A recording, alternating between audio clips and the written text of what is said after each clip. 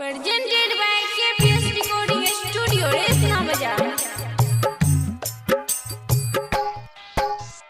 DJ Kanchan Raj Hajipur Vaishali.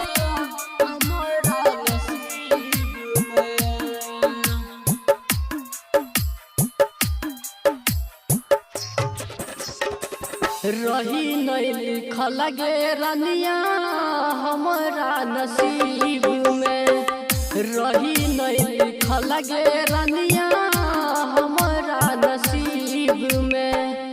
जन्म विधाता देलकै, जन्म विधाता देलकै हमारा गरीब में। रही नहीं लिखल गे रनिया हमारा नसीब में, रही नहीं लिखल गे रनिया हमारा नसीब में।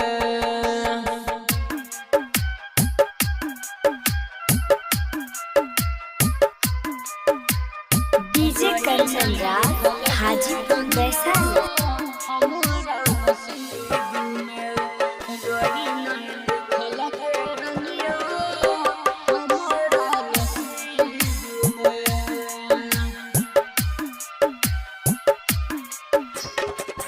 सेल्फी निकाल रही हमरा ससैट का, चल गेल पिया बाके बगल में बैठ का।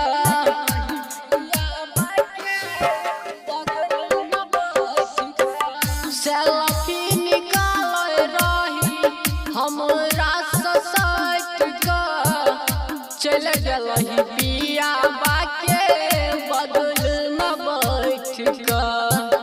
दूर गेलही वतना जतना, दूर गेलही वतना जतना रही करीब में।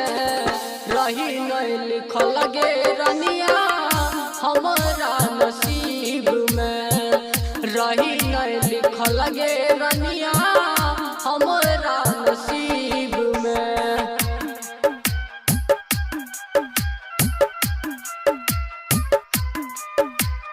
डीजे कंचन राज हाजीपुर वैशाली।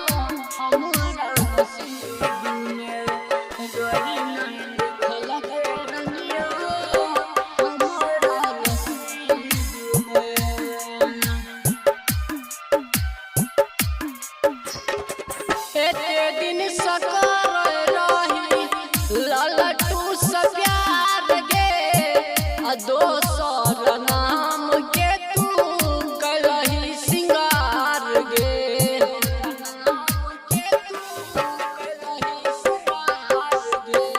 एते दिन सकर रही ललटू से प्यार गे, दोसर नाम के तू कलही सिंगार गे।